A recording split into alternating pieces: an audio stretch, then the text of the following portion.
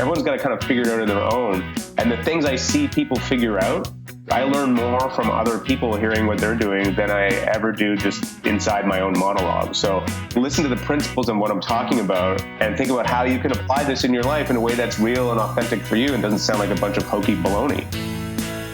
This is Running for Real, the podcast for runners who know that for every runner's high, there are just as many lows. All those just missed PRs, easy runs that feel hard, injury blues, and more. Each week, we'll talk to running, health, and wellness experts about their highs, lows, and best advice to build our confidence. Running for Real is about being honest, being brave, and most of all, not feeling alone. And now here's our host, Tina Muir. Hello, my friends. Welcome to episode 157 of the Running for Real podcast. Thank you so much for joining me. I am excited you are here. Welcome to the show. If this is your first time of listening, welcome back. If this is your 157th time, I really appreciate you joining me. Now, on Monday and Tuesday, we had 2 bonus episodes from my live shows in New York. One was a Generation You Can hosted event, and the other was my event at New York Roadrunners with Dina Casta and Vader. Now, I didn't mention who the other guests were at the show hosted by UCAN because at the time of this recording, I actually do not know. But they will be up there and you will be able to listen to that show, and I am excited for you to hear it. But I am getting this recorded ahead of time as I am moving to St. Louis and also going to England for a wedding. So life is a little stressful as I am recording this. So after all that excitement earlier in the week, I feel like we need to bring it down a notch to a more calm level. And that is why I'm excited to bring to you an episode on meditation. I definitely need this after the last few stressful weeks, months. I have Jeff Warren on the show, who co-authored Meditation for Fidgety Skeptics with Dan Harris. He was also on the Joe Rogan show to talk about his book and what he does. And so he's pretty big time, and I was quite honored to get him on the show. I want to thank David for suggesting this episode, and he said that we have had many experts on the show who have talked about how important meditation is, but none of them have ever actually explained it or how we actually do it. Well, today I asked Jeff a lot of those questions, and maybe I have often wondered these things about how to actually implement it. So if you have always wondered about meditation, you've always wanted to do this, this is going to be the episode to you. And then at the end, we have a special treat. He's going to run us through a meditation during the podcast. How cool is that? So you can get a feel for what meditation actually means to Jeff, and you can kind of practice yourself, and someone's forcing you to do it because you have to stay till the very end, right? That's me telling you. So no skipping out. You got to go listen. If you're on a run during this episode, you can pause this episode and do it when you get home. But before we go meet Jeff, I just want to take a moment to thank Janji and Body Health for sponsoring this episode, and we'll get right to it. Thank you to Janji for sponsoring this episode of the Running for Real podcast. Have you tried out their stuff yet? Those of you who have told me how much you are loving it, are loving the colors, the styles, the fact that a lot of it is made from recycled materials or alpaca wool, and of course that they are genuinely doing good in this world by working with local designers in developing countries and giving 5% of their profits back to clean water initiatives in that country. That means someone from that country, like Mexico, Uganda, Bolivia, Cambodia, can get to display their work for the world to see, an opportunity they would never otherwise get. And they also get to know they're helping many others when the Clean Water nonprofit helps give them access to something that we totally take for granted.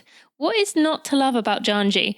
Okay, I did find one thing. Sometimes I scratch myself when I'm putting the shorts on when I leave the zip poking up, and that hurts and leaves a nice little scratch on my back. But friends, that is literally it. That is the only bad thing I have found. I mean it. When I am out wearing my Janji tights, so many people stop me and tell me how much they love them, ask me where I got them from, which I obviously send them to janji.com and tell them to use code TinaMuir to get 10% off. And people just keep stopping me, and they're seriously so cute. I have shared my favorite items on my website at tinamuir.com/Janji, or you can go to janji.com and use code TinaMuir for 10% off, as I just said. That's janji.com and use code TinaMuir for 10% off your order. Jeff, I am so excited to have you on the podcast today. Thank you so much for taking some time away from being a new dad, which I'm really excited about, to be with me today. No problem. Thank you for the invitation. Yeah, this is going to be fun. All right. So I'm going to start you off just because your brain is a bit scrambled because of, I'm assuming, a lack of sleep, unless you have a super child, that I'm going to throw some hard stuff your way. Okay. So for my audience members who don't know, you are an author, Meditation for Fidgety Skeptics, which some of them may have heard of. You've also written a book called The Head Trip. But I'm going to throw some things at you, which I'm sure you hear often, but the things that people say, yeah, but whatever. So we're going to, throughout this podcast, throw some hard things at you for you to answer back. And they're going to be quite hard so that you can then convince people that meditation maybe isn't what they thought it was. So let's start with that. For someone who thinks meditation is someone sitting on the beach with their legs crossed for hours on end, you know, this Zen kind of person, tell us, in your opinion, what is meditation? Well, I have a very broad definition. So that is a form of meditation, I guess. Meditation is really about what attentional skills you're bringing to the present moment. And you can bring those skills to the present moment while sitting cross-legged on the beach, singing a mantra or something while seagulls land on your shoulders. Yeah. Or you can bring those skills when you're running. You can bring those skills when you're parenting. You can bring those skills really in any activity. And it's a certain way of paying attention. It's not even true that it's one way to pay attention. I think of it more as sort of like 3 or 4 skills. And then different kinds of practices allocate those different skills in different ways. But it's really about how you pay attention. It's kind of attitude to your present moment experience. Okay. So for someone who thinks meditation is, you know, you said paying attention to things, and I've heard many people, in fact, when I said I was interviewing you, the runner friend who I told said, oh, I just can't do meditation. And running isn't meditation because, you know, I think that's shutting my brain off, and I don't shut my brain off. Now, for someone who thinks meditation is kind of that traditional quiet time kind of thing, you said about paying attention to things. What do you mean by that? Yeah, well, I can unpack it. I mean, it's true that in general, when you're meditating, you're sort of being deliberate about how you're paying attention. And so one of the ways you're generally doing is you're not feeding your kind of neurotic thinking. So you could sit, and if you go for a run and all you do is think about your problems, then you're going for a run and you're thinking about your problems, but that's not really a meditation. It becomes a meditation when you're kind of deciding to pay attention in a slightly different way. So in the case of running, you're beginning to pay attention instead of just the thinking. You're sending your attention maybe to external sights and sounds, or to the feeling of energy in your body, or of the breath, or whatever it is. And you're paying attention in a particular way. So you're getting clear about what your experience. That's one of the skills, the clarity. You're trying to notice what's happening in your experience instead of just being kind of unconsciously in a bubble of your own rumination or daydreaming. You're trying to notice what's happening in your present moment experience. So there's the skill of clarity. There's a skill of concentration, which is you're trying to stay present with a particular sensation or set of sensations. So your mind wanders, you bring it back. So in the case of running, maybe you're keeping your attention deliberately on the feeling of the breath. You're being clear about how it's moving through your body. You're being concentrated in the sense that when your mind wanders away from the sensation of breathing as you're running, you bring it back. And then the most important skill, I would say, is the skill of equanimity, which is this very subtle and tricky skill that I didn't really know. Everybody knows it, but I didn't know there was a name for it until I started meditating. And it's really the skill of not fighting with yourself, as strange as that sounds. So in the case of running, it's sort of like keeping an even kind of smoothness in the way you're moving and in the way you're relating to your experience. Like you're not getting fixated or hooked on things. What would be something people would get hooked or fixated on within running, as you know this yourself? Yeah, well, you could get fixated on your thinking. For example, you're totally fixated on working out some problem, and then you realize that you've been sort of obsessing about this thing the whole time, and you can kind of disconnect from that fixation, you know? But there's other ones too. It's like maybe you're running in an area where there's a lot of sound, a lot of noise. And so you're braced against the noise a little bit. There's a kind of way in which you sort of wish it wasn't there. And insofar as you have that bracing or tension, it creates more tension in the system, and it's going to be a less enjoyable experience. So if you were to notice, I've been kind of braced or hunched in my running, and you sort of let go, or physical pain. You've got a sore leg and you're kind of being careful about how you use the leg, but you realize that there's a kind of tension around how you're holding that leg. And that tension, when you have tension anywhere in the body or anywhere in the mind, it just starts to spread out to other parts. So you deliberately see if you can soften and loosen the area around where that discomfort is. And that allows it to begin to become more free flowing. I think we've all had the experience in running where you've kind of shaken your arms out, and it does just feel so much better, like getting, like you said, rid of that tension, especially if you're like digging your nails in your palms or something. Sorry, I didn't mean to interrupt you there. Oh, not at all. No, it's it's really fascinating for me thinking about how the overlap between, say, a sitting practice and a movement practice, because I do both. And so I'm always, in fact, I have to kind of catch myself in the process of running where I'll be thinking about what practice is. And I'm like, dude, I don't want to really do this right now. And then I have to let go of that thinking stream or whatever it is. And I go back to kind of my present moment experience. Okay, I'm going to work with sounds today. I'll just be running and listening to this sort of sound bubble around me. Or I'll work with my body sensations, or I'll work with my awareness, or I'll work with sights. You can really do anything, but it's sort of being deliberate about how you're paying attention. So that, to go back to your example, the guy on the beach or the lady on the beach, they're just deciding for half an hour. They may have terrible aesthetics and decide they need to dress in a loincloth, and they have, it looks like they're in a Vidal Sassoon commercial. But regardless, they're just making a decision to pay attention in a particular way for that time. So maybe it's their breath, maybe it's a mantra they're repeating to themselves, maybe it's the sound of the waves, and they let themselves get absorbed in that thing, and that's what allows it to become a meditation. Mm-hmm. Okay.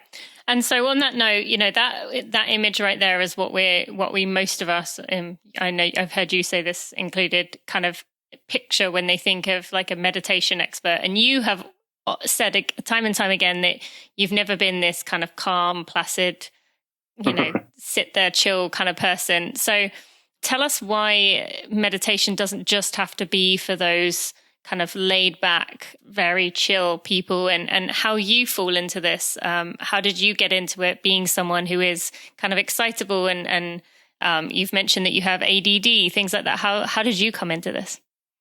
Well, because I have those things and I needed a way to kind of regulate myself. Meditation's a training. I wish I was more relaxed. It would have created a lot of ease earlier in my life, but I'm not really wired that way. I've got a lot of energy. I'm excited, like you said, excitable.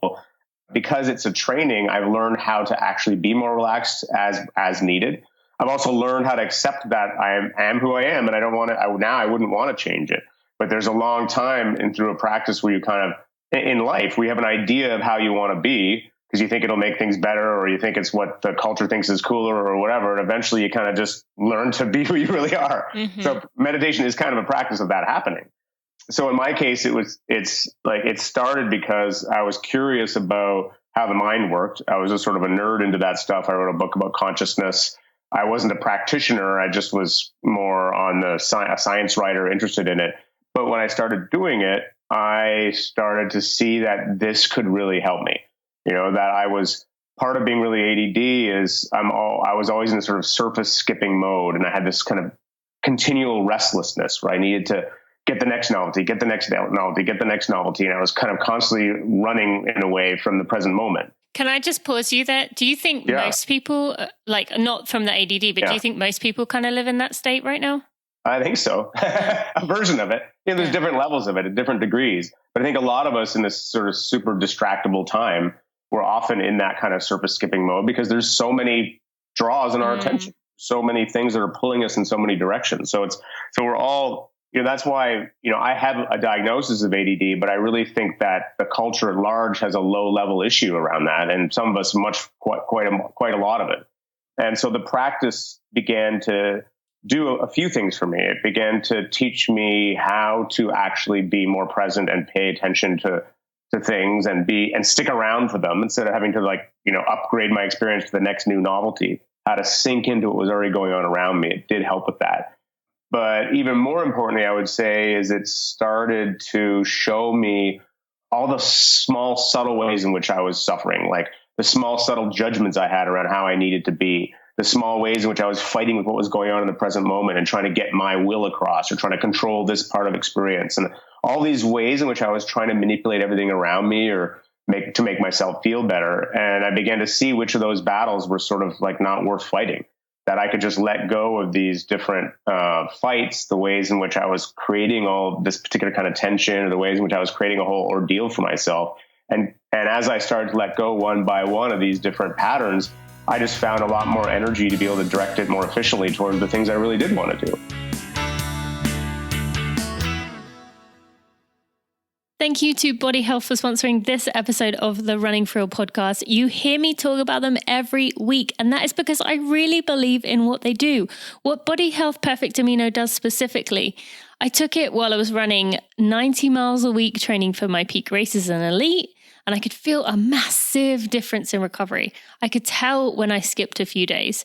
And if you're trying to recover from a race this fall and you just feel like your body cannot get back to normal, it feels sluggish, sore, just kind of blah after that race, this will help you get your body its life back. Even if you are like me and you're not racing that much, that doesn't mean Perfect Amino isn't going to help you. In fact, in some ways, that's actually the best time to take it. If you're pregnant, it's totally safe.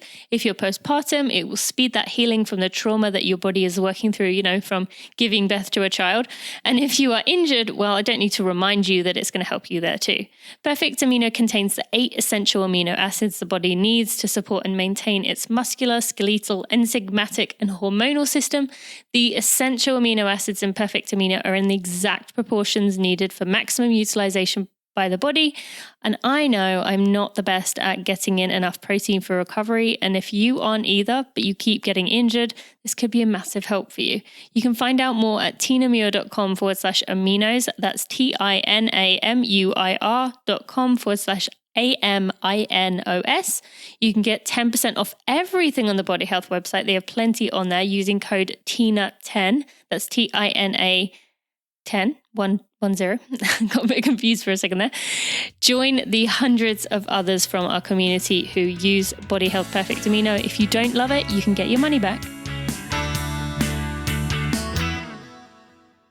But even more importantly, I would say, is it started to show me all the small, subtle ways in which I was suffering, like the small, subtle judgments I had around how I needed to be, the small ways in which I was fighting with what was going on in the present moment and trying to get my will across or trying to control this part of experience. And all these ways in which I was trying to manipulate everything around me or make myself feel better. And I began to see which of those battles were sort of like not worth fighting, that I could just let go of these different fights, the ways in which I was creating all this particular kind of tension, or the ways in which I was creating a whole ordeal for myself. And as I started to let go one by one of these different patterns, I just found a lot more energy to be able to direct it more efficiently towards the things I really did want to do. So there's that. And then there's so much to talk about here. Meditation is like, it's just being human. It's just like, it's learning how to pay attention to your experience so you can kind of basically have a better life. Whether you want to call it meditation, whether you want to call it awareness, whether you want to call it mindfulness, they're just orientations of how to shift how we are in the experience so we can just, get more fulfillment out of what's going on and be more effective at doing the things that we love to do. And you're just born in life and you don't realize that you're building up all these habits, some of which are really helpful and some of which aren't so helpful. At a certain point, you got to do a kind of reckoning and go, wait a second. You may not have to. You may have amazing role models and just have a really great disposition. It all works out really great for you. But for a lot of us, we start to see how, we're kind of at our own worst enemy at times. And there's ways to begin to then address that. A practice is saying, hey, let me kind of look and see how I'm acting, how I'm being. Do I need to keep acting this way? Well, actually, I don't. There's more space around my experience than I realized. And that's been the biggest one, because I also have a bit of a mood dysregulation thing. Just, I don't even know why, whether it was genetic or from stuff that happened when I was young or trauma, because I had a lot of injuries. So I get these crazy mood ups and downs. And I began to see how actually when I'm going into, say, a mood of like excitability, that I'm actually feeding that mood. I'm like, I like it. I'm making it go higher and higher. And then it goes higher and higher and higher. And eventually it ends up getting dysfunctional. And then I end up crashing. And I started to notice in my nervous system, wow, I don't need to do that. I can, like, even now I'm talking, I'm getting excited. I can just go, oh, dude, you back off from that energy a bit. And I kind of just like back off a little bit inside. I chill, maybe make some space, see if you respond. Oh, now I'm in a real conversation. I'm not just in a monologue like I was a second ago. No, I think that's really great that well, firstly, thank you for your honesty there, because I'm sure, I mean, I was resonating with a lot of what you were saying, but I'm sure the listeners were too. And especially, as you said, at this time of distraction that we live in, it's so easy to remove any of those spaces. And that's really what I wanted to get across in this episode. You kind of saying that meditation doesn't have to be about finding an hour a day to sit on the floor, but it could be, as one of my previous podcast guests mentioned, brushing your teeth, the act of feeling the toothbrush vibrating in your hand, like feeling the bristles on your, like that is a form of meditation. And I wanted you to explain that. So you're doing that like with kind of the way that your mind is working, and our minds are working as well with what we're going through. And so let's kind of dive into that a bit more. For someone who's saying, I love the idea of meditation, but I just can't add anything else to my plate. Like I have too much going on. How can I add this? Like you're saying about awareness, but I need to use that time that I'm standing in line for getting groceries, or my child is playing on the floor. I need to use that time to think about something else. What would you say to that person? That may be true. I mean, it's sort of a balance. I mean, I guess I think in the big picture that there is sort of this balance we have to make between our work and responsibilities that we do in the external world of external conditions, and that includes our responsibilities as friends and parents, as workers, our work as activists, in the world of change making. So there's the kind of like that work out there that's sort of externally directed.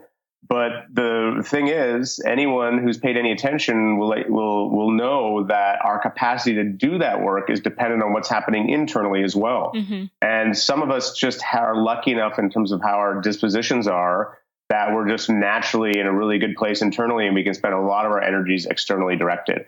But I think there are very few people who at some point or another don't get overextended externally and need to begin to calibrate internally. We do it every day in the form of sleep, in the form of the food we eat, in the form of exercise. And so I would say part of that internal calibration is having a deliberate practice, a way that builds capacity so that you can better address what's going on outside.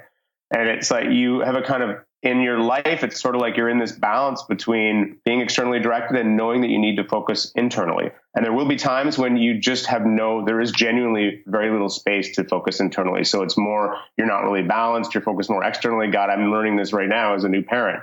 You just gotta, survive. You just gotta suck it up. But on the other hand, there's also working smart. And so I've learned that even when I'm really, really busy, I can take 5 minutes. There's almost nobody who can't take 5 minutes to sit on a park bench and just take a few breaths and deliberately shift your orientation from thinking about your problems, which is just feeding up more and more stress and reactivity and tension sometimes, and just focusing on the breath or on what's going on around you, just as a way to reset a little bit, as a way to recalibrate.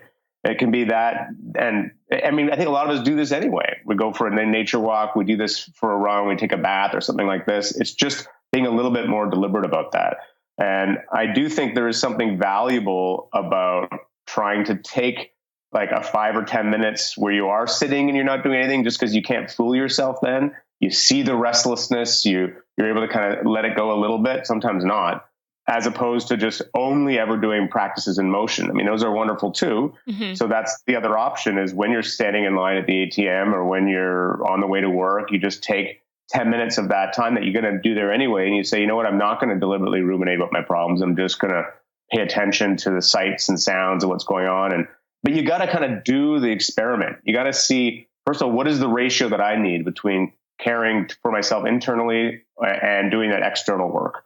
That's the first thing. What do I kind of need? And then what works for me? What practices can I do that really help me reset? Whether it's going for a walk in nature, doing the run, doing a 10-minute meditation, like kind of thinking about those things. And then giving yourself a break, because you're never going to get it quite all the time. Mm-hmm. But I do know that if you don't ever try, if you're just only ever externally directed and responding to things as they're coming up, you're just going to get more and more strung out. And eventually you find yourself like way overextended. And then what happens? The whole system crashes. You end up in a situation where now your health is compromised, who knows what happens. And then all those other responsibilities that you were so well-meaning in trying to address, now they all collapse all around you. So you kind of got to be smart in life. And it's kind of cruel that it works that way, but it can also be approached as like a learning experience, as an adventure, as an exploration. And it's definitely an act in self-compassion and compassion for others. Because as you begin to learn your limits, then you start to understand that everyone's got limits around you, and you have a lot more, your attitude becomes a lot more caring to people, a lot more understanding of what's going on around you. Absolutely. And I think I'm glad you mentioned that it kind of comes like over time, as you start to be more compassionate towards yourself, you do start to give it to other people. And for anyone listening who, I really noticed myself being very judgmental towards certain people. And I've talked about this on the podcast before, about a conversation I had with my psychologist about it. But I've noticed that it kind of goes from you make those judgments and then you just kind of think, well, that's their own stupid fault, to then you kind of say it and you think, oh, I don't really know what's going on with them. So afterwards, and then you get to a point where you kind of are aware as you're saying it, like, oh, that's judgmental. And then you get to a stage where just before you say it, you're like, do I want to be saying that? Do I want to be thinking that? Do I understand the situation? No. So I just want to say to anyone listening, like, I found it really hard at the beginning to be like, well, I just must be a judgmental person. That's just how I am. But you can gradually like pull back where you start doing that. Well, can I just say something there? Sure, because I think that was really beautifully said. And what you're describing actually is what I would describe as the single most fundamental dynamic in a meditation practice, which is this thing of continually of being able to find more and more space in your experience, of being able to find that there's room to pull back from all the impulses that come up, from all these waves of conditioning that come up through us, the urge to say that thing, to react in that way. It's like, whereas once we just sort of helplessly acted on it, you start to develop this ability. You watch it come up, and it comes up just literally like in a wave. It has a bell-shaped curve, and you're able to back off from it, and you feel it all fully inside you, but you don't express it outside. And then it goes past. And the more you do that, the more that wave begins to metabolize, you could say. It starts to get more smaller or more transparent. It becomes less influential. And we find that we have more choice to decide, how do we want to act? And I think the thing that people often hear about this and think, oh, it sounds like this extra level of self-consciousness. I've got to be policing ourselves at all times. But it doesn't feel like that. It feels like space. It feels like sanity. It feels like, because you start to see how freaking exhausted you are, always going down those roads, saying that thing and getting into this whole battle or this whole back and forth. And it's like, you just get more energy efficient. It's sort of like you back off into more space and you're like, oh, thank God I don't have to go down that road anymore. Yeah. So much grief down that road. Yeah, exactly. And so let's go into that a little bit more with regards to someone who, you and I talking about this all sounds well and good. Someone listening thinking, that's great. And I love the idea of meditation and an awareness. And I too can say that, I've gone through times where I've been really good at kind of taking moments and like, what do I smell? What do I see? What do I feel? What do I hear? Going through my senses. And really, I feel like a physical photo taken of those moments. I can still remember them really clearly. But then a lot of the time, and I know my listeners feel this too, it's like, oh, it's just so much effort. Like, and then your phone is there. We said about the grocery or the ATM line. You said about using that space, but it's almost an addiction to get the phone out or to, start sorting through your wallet while you're waiting or find something to fill that space. And you said that you think everyone has that time, but I honestly don't know if everyone does. Like, they run with music or a podcast, they drive to work listening to something, and they never really shut off from everything. Anytime they have free space, they grab their phone. Like, what can someone do if they feel like they're in that addicted state of where they just don't have any free space to just kind of be with their thoughts?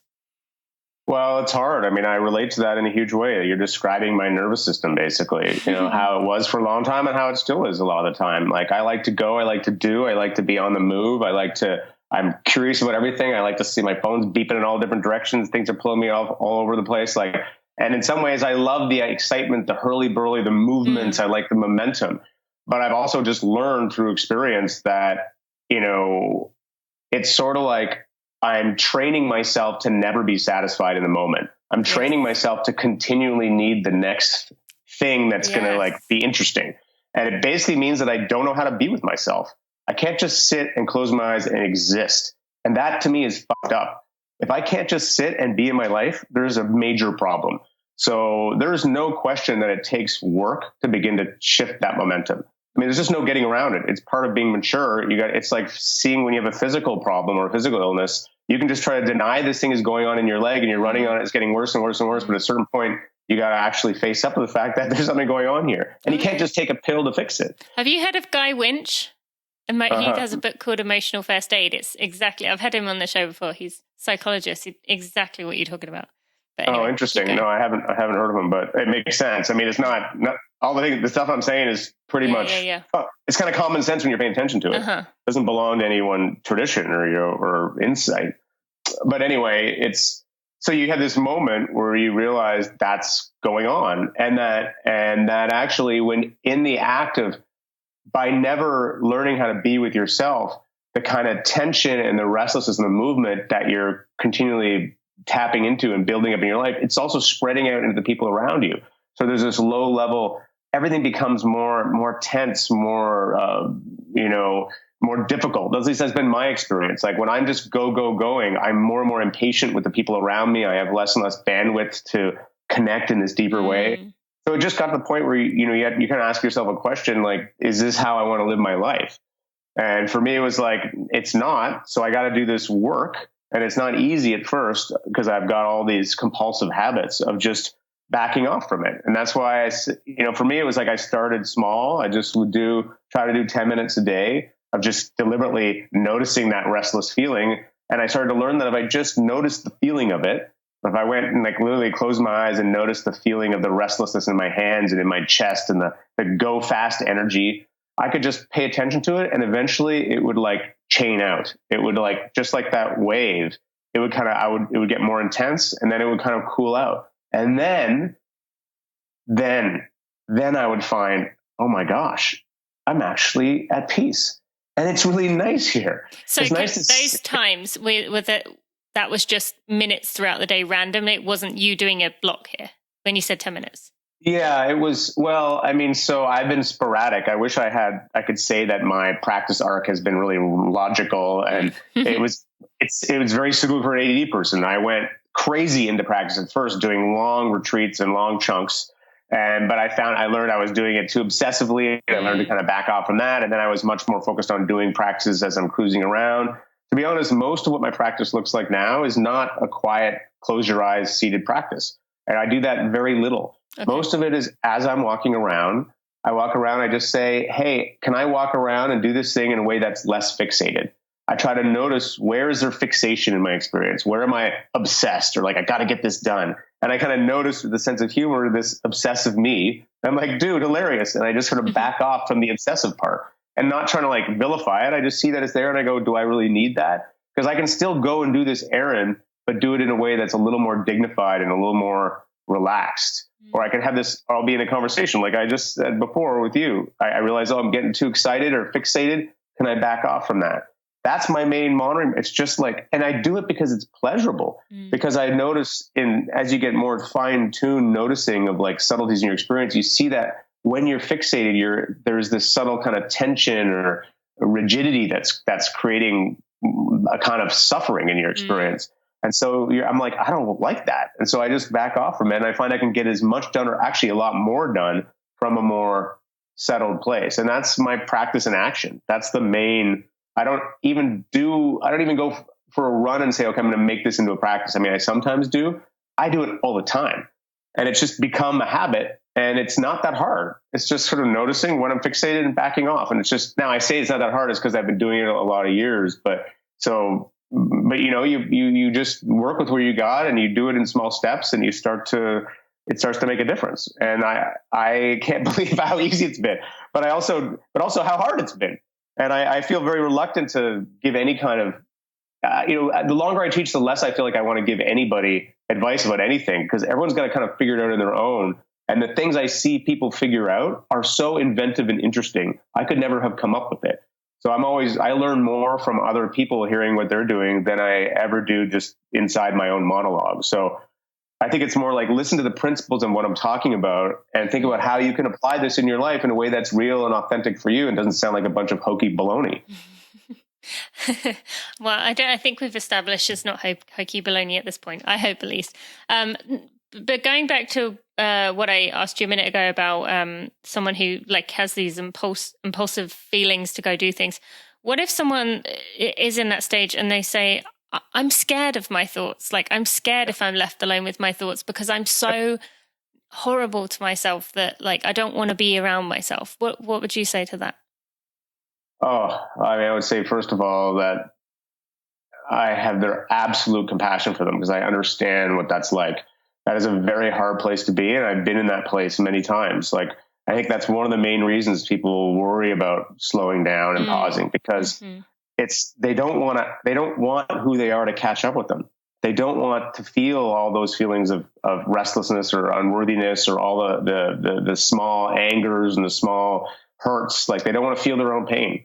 And there is definitely a kind of reckoning that happens in practice where a lot of practice is learning how to be okay with your own discomfort, with seeing these things in yourself. And there's a period where it gets harder before it gets better. And I would just say, if that is one of your listeners, sometimes the CD practice can be the way to do that. But some people find it much more easily to do that in a relational practice, meaning seeing a good friend, having a conversation with a friend to be able to get things off your chest, or a therapist, or whatever it is. Like, there are different ways, but all of these different ways can lead to a kind of dynamic where you're able to look and see some of those things and begin to discharge some of their energies, begin to lessen the impact of them. But there is a turning towards that needs to happen. And whether you want to do that in relationship with a friend or therapist, or you want to try it on your own through one of many different kinds of practices. But if it's that acute, if you really can't stay with yourself for 1 minute in quiet without that stuff coming up, that's telling you that there's an issue. And it's like, there's no way around it. It has to be addressed at some point. And it's hard, but everyone is in that place. I see most of the students I work with, most of my peers, most of my teachers, they're all people who are in different degrees, and myself included, of turning towards. And you can pace yourself with it. It's more like, it can just be a little bit here and there, and you kind of work your way up. It's not like, it doesn't have to be this giant big thing. You just kind of ask the question in your life, are these ways of being that have been unconscious, that are so painful, are they having a negative effect on my life? If they are, then maybe I can begin to address this in small ways and just sort of begin to see what works for you. I mean, to be honest, I see everybody in this to different degrees, and it just opens my heart. I just feel like I wish I could do it for them, but you can't. Only you got to do it for yourself. Yeah, well, that's kind of you to say that, and I'm sure everyone listening, I can speak for them and say thank you for saying that. That really is helpful to hear you say that. And for someone who is thinking about this and thinking, okay, I'm going to give this a try, but I'm not sure whether I can do it for long enough, or like the picking up the phone thing or the doing something. I'm doing it before I even realize I'm doing it. Do you think, to start with, putting your phone away in another room, or, basically putting obstacles in your way so that you can't do those simple things, will that help at first? Or is that something that's just kind of delaying the inevitable, that at some point you have to make the conscious choice in that moment to do it? Oh, I think it totally helps. I mean, I think the reason people do a seated practice is it's a practice that's deliberately about creating very simple conditions where you're removing all distractions. And then in a kind of pure culture, you're practicing this ability to be with yourself. You're practicing the opening, which is the equanimity. You're practicing the clarity, which is the noticing the pattern. You're practicing the concentration, the tranquility. You're just practicing that. And it's hard, but you take 15 minutes where you have your phone somewhere else, and you have a timer somewhere that just lets you know where the 15 minutes is up, and you just try to do it. And it gets easier over time. If it's excruciating, then, you may want to practice in a community, or you may want to actually, like I said, do an interpersonal piece that can help work with it a little bit. Often it starts difficult, and then there's a kind of slip where you get into a groove, and it's okay. You kind of got to do. Everyone's in a different place. You kind of just got to try it. But that is the great value of a seated practice, because then you can really see. Otherwise it's very easy to fool yourself. You can say, okay, I'm going to do a meditation. I'm going to make this walk a meditation. But really, you're just distracting yourself by moving a lot and thinking about things and noticing sights. And it's like you haven't really, you're not really cultivating those qualities of attention that are like that lead to these deep trait changes and this deep metabolizing of the stuff that kind of is working at cross purposes for yourself. Mm-hmm. So you choose a place in isolation, whether it's 10 minutes a day, just to begin to work on that. And that's why I think that's why all teachers talk about the value of that.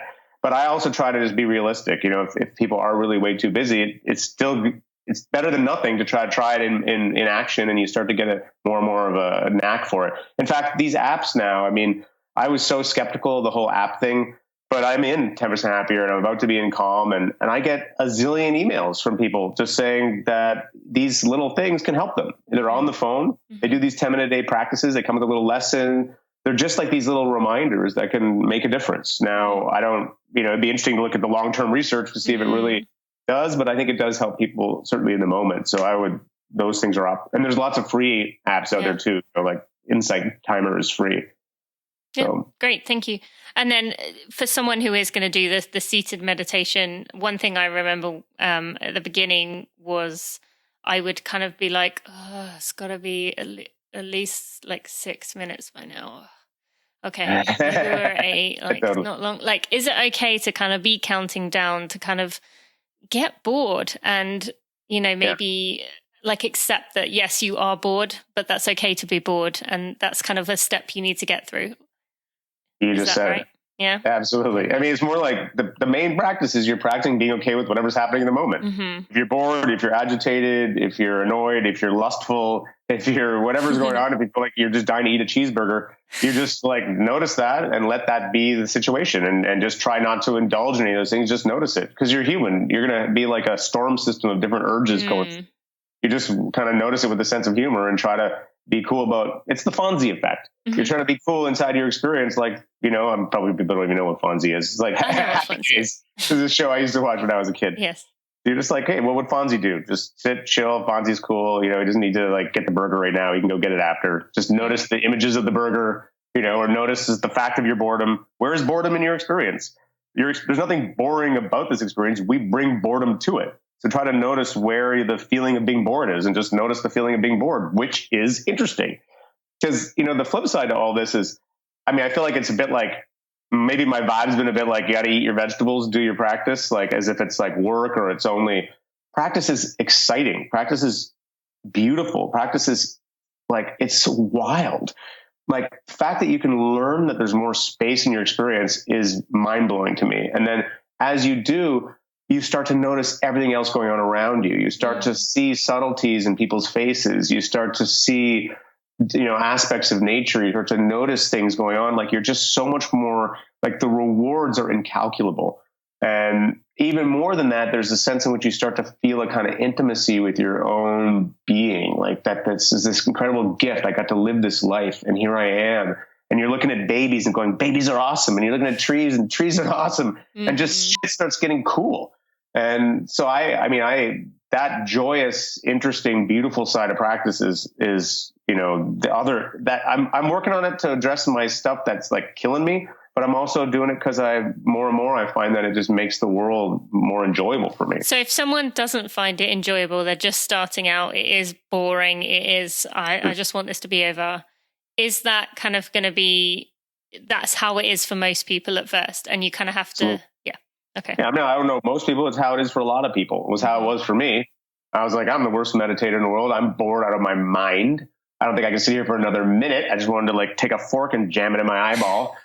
But I just worked through it, and then I started, because you actually fairly quickly, most people start to feel each of the skills I described, the concentration, the clarity, the equanimity, they all have a taste and a kind of reward flavor. And a concentration is the first one you start to notice. It's the feeling of being absorbed. It's getting in the zone, or with a sport or a movement, you're like absorbed in this thing. You're in flow. It feels good. They would say it's in a in a contemplative tradition, they would say it's blissful. They don't mean like eyes rolling in the back of your head like you're having an inner orgasm blissful. They mean that there's just this juicy absorbed quality to experience that feels good. Yep. And then that can come fairly quickly. And so the sitting starts to be like, oh yeah, this feels good. And then there's the reward flavor of the clarity, which is sort of noticing it's like you're expanding the bandwidth of your consciousness. Before you were just aware of like sights and sounds and you're kind of unconscious about your own thinking, but you kind of would sometimes know you were thinking, but you weren't really paying attention to it. And the clarity, the flavor, the bandwidth starts to open, and you start to notice all these more subtleties. You start to see these patterns in your experience. You get these little eureka experience, these little aha moments. You're like, oh wow, I don't need to do this. Oh wow, and it's not just you, but the world around you. You just start to notice more, and so there's this continual eureka. Oh wow, oh cool, kind of like creative idea bubbles popping all the time. And then the last flavor is the flavor of equanimity, which is the flavor of, as you begin to open, it's like this, it's the one that's hardest to describe. It's like it's this feeling of becoming ever more present. So if anyone's ever had an experience of being in a really vivid present, like sometimes it happens when there's like a near-death experience or there's some intense thing happens and everything slows down. You're really there. You feel like you're really there. Or like you're having a conversation with somebody and you are really there with them. That feeling of really there-ness is the equanimity feeling. And you're just like, oh, this is awesome. Yes. And then collectively, they lead to this meta feeling of just more love. I mean, literally, more just like respect, care, gratitude. You just got more kind of like friendliness juice that you want to split around. It just starts happening. You don't even have to make it happen. Mile 20 mental training course, Win Your Own Race, is opening its doors on November 15th, and I could not be more excited. I am so proud of this course, and hearing the feedback from the beta group who took it early just warmed my soul. Friends, it has changed their lives, their entire outlook to running and life. This is where, if I was typing this, I'd probably show you that crying emoji, because that's how I feel, so overwhelmed with pride. So much love that they see how strong they are. They see that they deserve to be spoken to in a kind and loving way, and they are capable of doing anything they want to, and so are you. Yes, you. I mean it. You deserve the best. Mile 20 mental training course, Win Your Own Race, is a 12-week course that will take you through 16 mental training videos to build those courage muscles, help you see those strengths of yours, and learn how to work through those tough patches without mentally giving in. You have worked so damn hard for these goals year after year, and yet you tell me that your mind is always what lets you down on race day. You mentally quit. So stop letting it be your weakness. This course I created because you asked for it. It will help you get through that and get to race day feeling confident, able to fight those tough moments to get back to the good ones.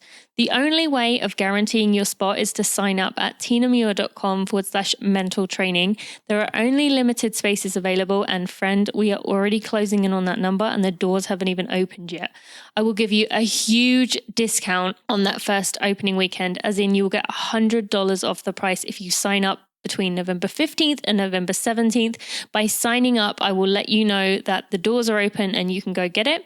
And even if your race is not for months, you can save the course until whenever you are 12 weeks out from your race, although there is actually an option for 9, 10, or 11 weeks if you prefer. You'll have 24 action sheets to fill out to make sure you actually do the work to build that mental capacity, as opposed to doing what we usually do, where it's listening and thinking, that's cool, I'll have to try that, and then never doing it. Don't worry, I am just as guilty of doing that too.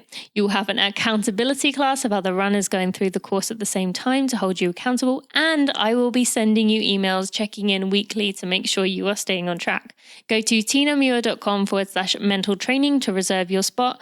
Once the doors close, they will not open again till May 2020. So again, go to tinamuir.com/mental training to guarantee your spot.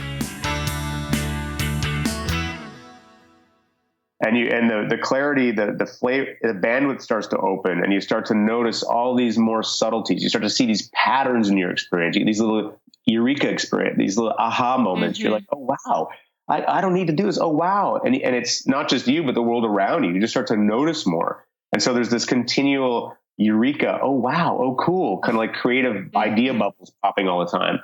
And then the last flavor is the flavor of equanimity, which is the flavor of as you begin to open, it's like this, it's the one that's hardest to describe. It's like it's this feeling of becoming ever more present. So if anyone's ever had an experience of being in a really vivid present, like sometimes it happens when there's like a near-death experience or there's some intense thing happens and everything slows down. You're really there. You feel like you're really there. Or like you're having a conversation with somebody and you are really there with them. That feeling of really there-ness is the equanimity feeling. And you're just like, oh, this is awesome. Yes. And then collectively, they lead to this meta feeling of just more love. I mean, literally, more just like respect, care, gratitude. You just got more kind of like friendliness juice that you want to spread around. It just starts happening. You don't even have to make it happen. I love that. Thank you. Thank you, Jeff. All right. And then what about the other way? If someone feels like they are, every time they meditate, they fall asleep. Yeah. That happens to me too. Yeah.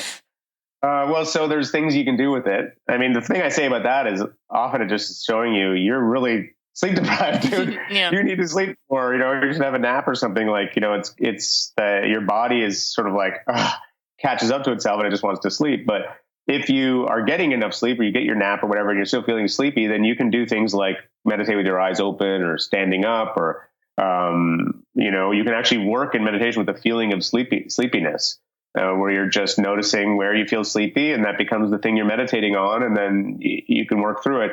They're called hindrances in Buddhism. It's sort of like, there's always going to be something. And the sleepiness one is a big one. And I'd say the most fundamental thing I do in practice, the way I teach meditation practice is I really try to make it not a big deal. Mostly what I teach is basically a kind of do nothing practice. I teach sit there and relax and try to just be cool with your own existence. Maybe you notice your breath. Maybe you notice your sleepiness. Not trying to get anywhere, not trying to be a good meditator. Just, make it about a break, because we all need a break like that. Yes. And that's kind of my way in. And then from there, you can begin to kind of, calibrate the skills and, you can kind of see where that leads. But that's just starting and making it easy like that I think is what is going to work for a lot of people anyway. Mm-hmm. Okay. Thank you. All right. And then just to kind of, I want to start wrapping up here so we can do a little meditation practice at the end here, as long as you're still okay with that. Sure. Yeah. But before we do, let's talk about running and meditation. How do you fuse them together in your experience with running?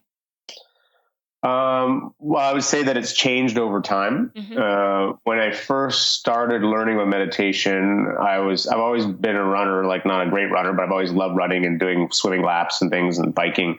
And the first thing that started happening is I would just notice that most of the time when I was doing those things, even though I'd feel really good after because of the endorphins and just the general health stuff, mostly what I did was I would just sit and think about my problems. When I would do laps and when I would run, I would just be thinking about stuff. So early on when I meditated, my job, I would just notice that was happening and I would just shift my attention away from that to the feeling of my body moving or the feeling of the scenery, the sights that's tracking by or the sounds. So it was just like I was making a decision to reallocate the real estate of my attention away from just feeding my neuroses to being more embedded in the world. And that for a long time, that was it. And then as I got more better at meditating, I would get deeper into these flow states from running, where I would just be noticing, like, I would go into feeling like the rhythm of the breath and feeling the energy moving in the body and just like, and the scenery tracking by. The whole thing kind of merged into this sort of like this one, I don't know how to describe it. It was like this one flow state.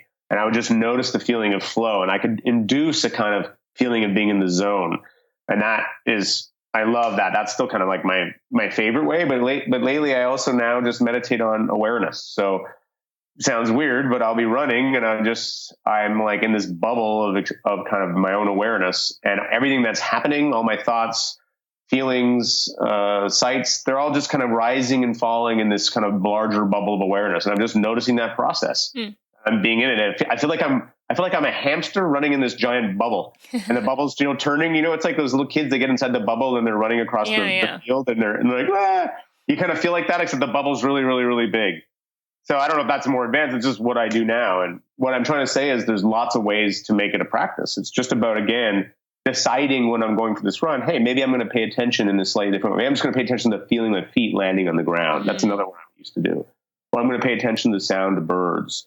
And, doing that, you turn something that already is a good practice in terms of its cardiovascular benefits and all the rest of it, and it's the endorphins, into a practice that's beginning to change your traits, to change how you pay attention, to teach you how to be clear, more concentrated, more open. So it's wonderful that can be the case. Okay, great. And then you mentioned the flow state there. I have a question from David, one of my audience members, who said, doesn't mindfulness kind of negate a flow state? He said, when I'm suddenly aware I'm in flow, I'm no longer in flow. And he talked about your chapter in Head Trip. Oh, yeah. Yeah, really interesting. It's a great question. And that's something I used to think too. And I think that, and I now understand it differently. I used to think they were like opposites, that either you're in this trance, either you're totally in flow, or you're completely out of it. But now I realize that it's not, that is a real kind of dialectic, I guess you could say. But I've learned that it's hard to explain, but I can be absorbed in flow and I'm still aware of what's going on. Like, it's just mindfulness. There's nothing that can happen as you begin to grow in awareness and develop more space. There's nothing that can happen inside awareness that you can't just stay aware of. And it doesn't disrupt the flow, even though it sounds like a paradox. It does early on. Early on, mindfulness feels like self-consciousness, and you don't know the difference between them. But after a while, the self-consciousness drops away and there's just this awareness. So you're in flow and you're just aware that you're in flow. And you're still able to totally do all those things, but there's this meta level awareness. And other times you're in flow and you're not aware. You disappear into the action. And there's nothing wrong with that either, by the way. That's an awesome practice. I just wrote a piece about this actually called Whole Body Absorption, about the value of those kinds of trance practice, like collapsing into the music or into the zone. Like, I think that it's great, but you can also do that while having awareness too. It's not one or the other. Okay. All right. Thank you.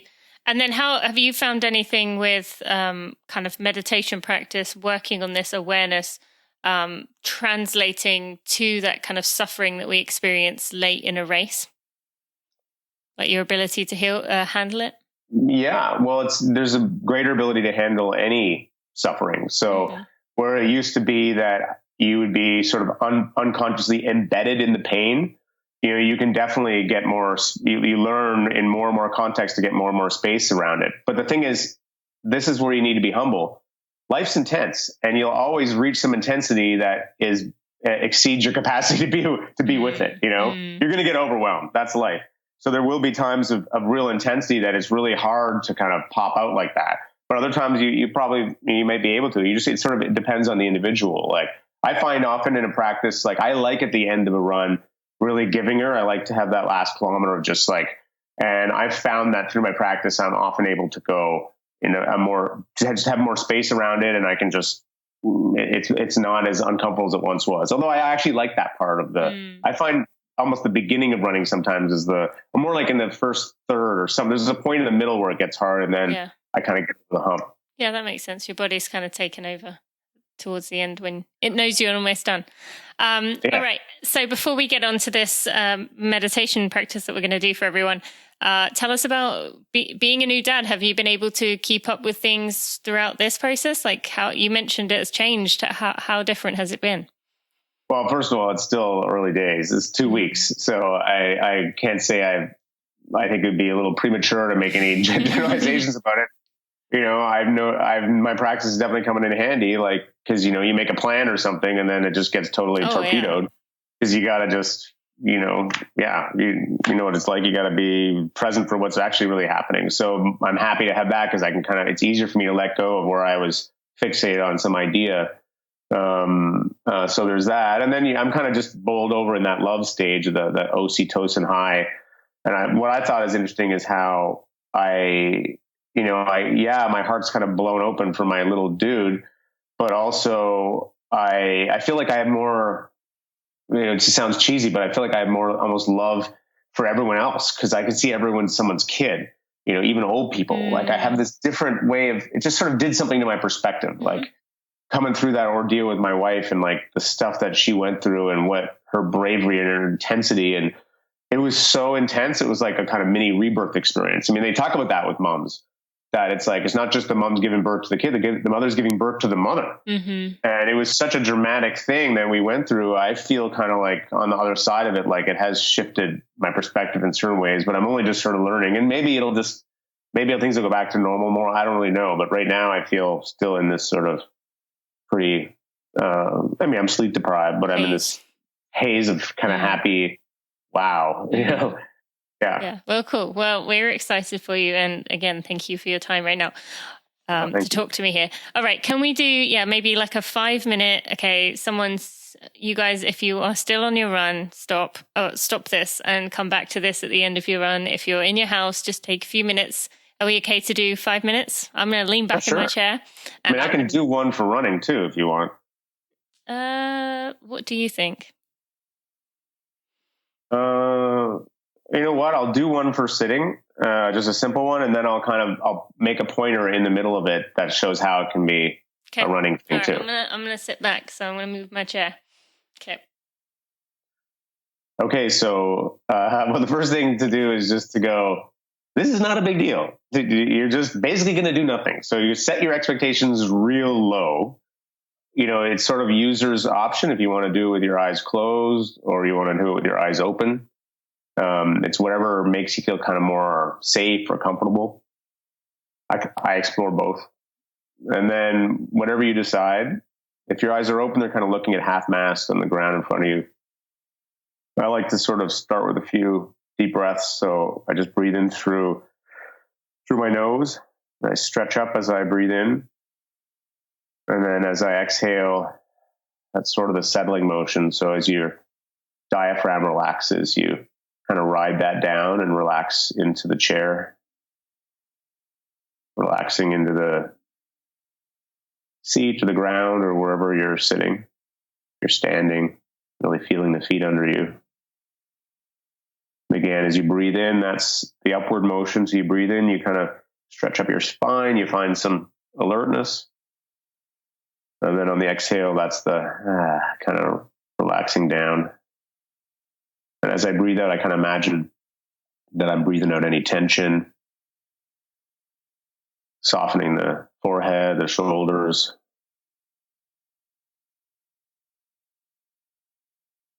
And then again, just checking in with that attitude that's kind of my go-to right at the beginning. Like, what would it be like to sit in a way that's not uptight? So what I mean by that is see if you can just let all the sounds and distractions in your environment be there. So maybe there's a sound of a streetcar going by that I can hear, or a sound of a baby, whatever it is, and you're not going to brace or tense. Just like, oh yeah, that stuff's allowed to be there. Got this sort of openness. Similarly, whatever you brought with you, your whatever aches and pains might be there, feelings of agitation, feelings of boredom, all that's allowed to be there. You're not trying to get rid of anything. So believe it or not, just this, sitting with this attitude of acceptance, your eyes open or closed, not needing to do anything else, that's a basic meditation right here.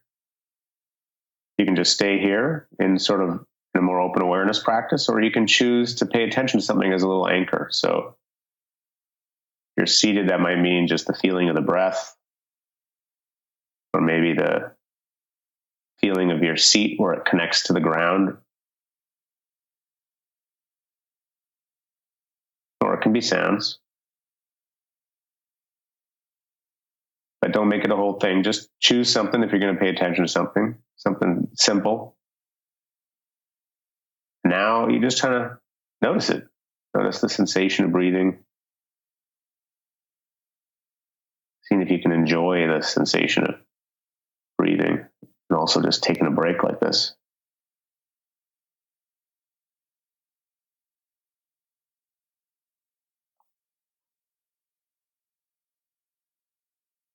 And by the way, if you were running, it's a similar kind of thing. It's sort of this attitude of appreciating simplicity.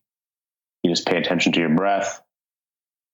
or sounds, your mind wanders, because it will, bring it on back.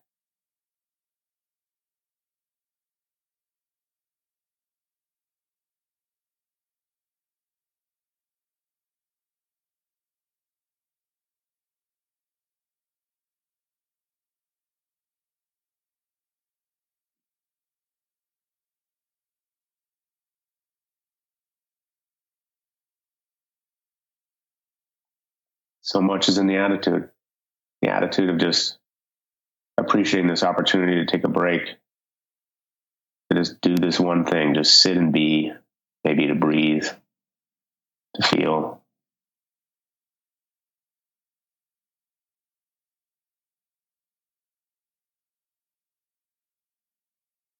And the mindfulness piece is when you get lost in thoughts, when your thinking is like going like, oh God, how long is this going to last? Or I hate this, or you just notice that happening. You're like, oh yeah, that's all right. You don't try to stop it. You just sort of let it be in the background, kind of like someone who drones on too much at a dinner party.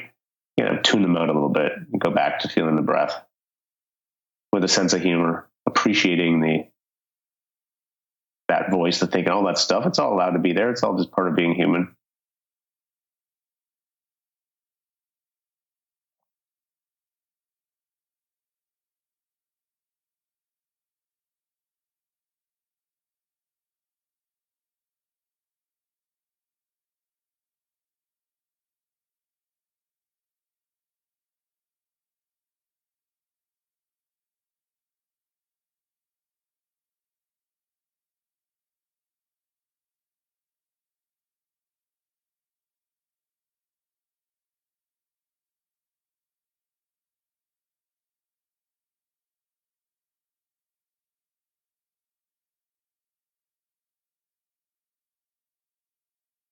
And it kind of goes from there. You can just sit in a very open way without expectations, just being, and that's wonderfully helpful. That's just this deep training in equanimity. Or you can choose a sensation or a sound and just see how into it you can get, which kind of leads in more of a concentration direction. That can be really pleasurable too. You're sort of in the perfect spot right now.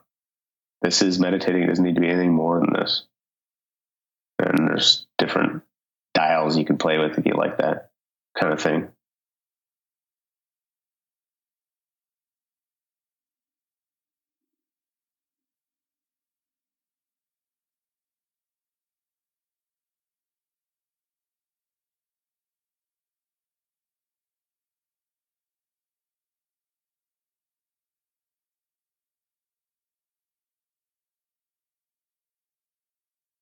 And the more you do it, the more everything just sort of, it's like the sediment starts to settle.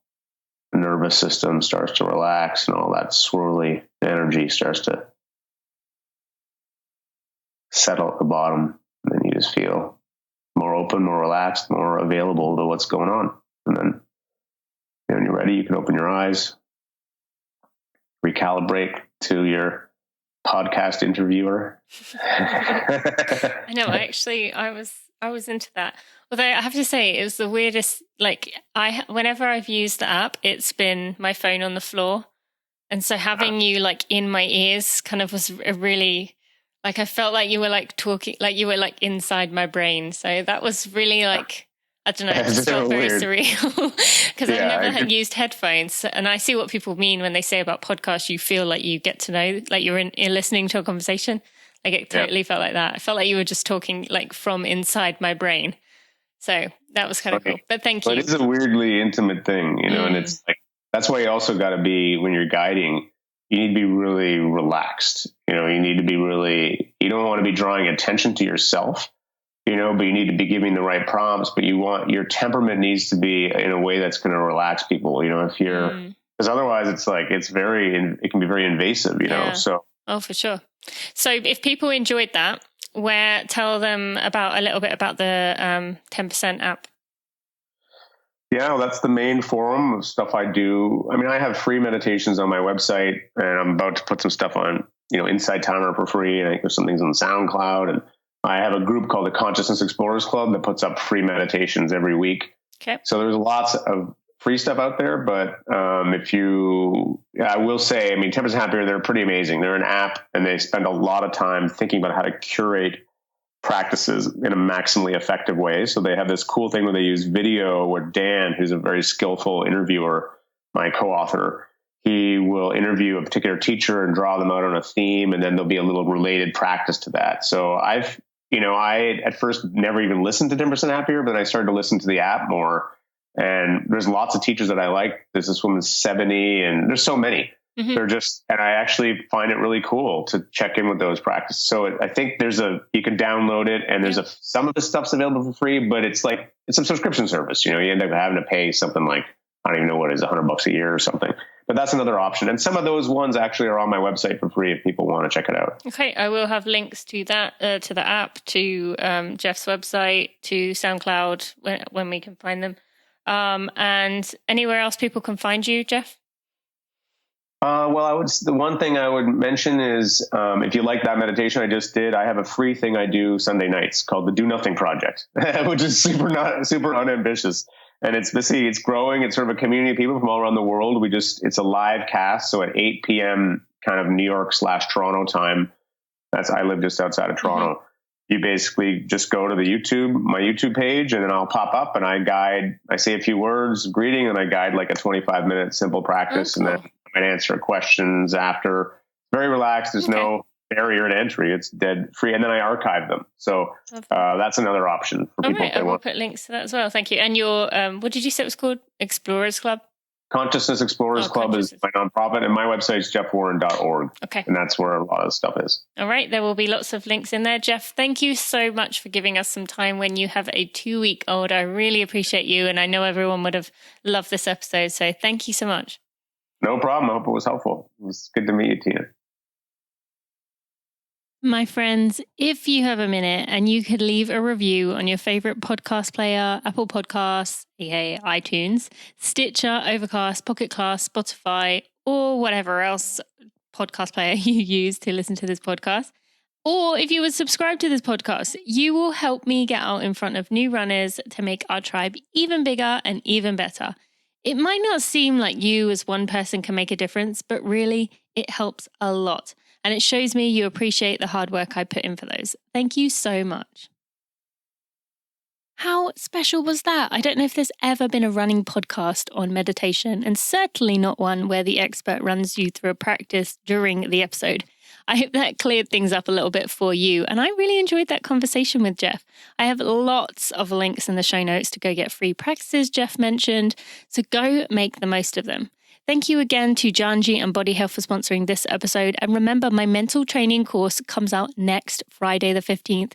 Doors will open on that day. The program will be on a $100 sale that weekend if you sign up during that weekend, November 15th to 18th. If you sign up to get on the wait list now, you will get a guaranteed spot when the doors open. There are so many people on that list that I actually only have limited spaces left. So I'd really recommend, if you haven't already, you go sign up at tinamuir.com/mental training. Even if your race isn't for a while, the doors will only be open for 2 weeks total, and you will only get that discount for the first 3 days, and then they will close till May 2020. You do not have to start the course right away. You choose when you start, but you have to get it when it opens if you want to get the 12-week course to start before May 2020. You can find links to this and everything else I talked about in the show notes at tinamuir.com/episode 157. And next week, we have Dr. Jennifer Gaudiani of Gaudiani Clinic to talk about our often messed up relationship with food. And no, I am not just talking about those of us who have struggled with eating disorders. This episode will shock you with what you learn. Even if you think that you are doing really well, I have a feeling that this is really going to hit you hard, like how a low heart rate might actually be a sign that you are under eating. Yes, you will have to tune in to hear more. Have a great week, my friends. I'll see you then. Thanks for listening to the Running for Real podcast. Be sure to check out tinamuir.com for show notes and even more helpful running information.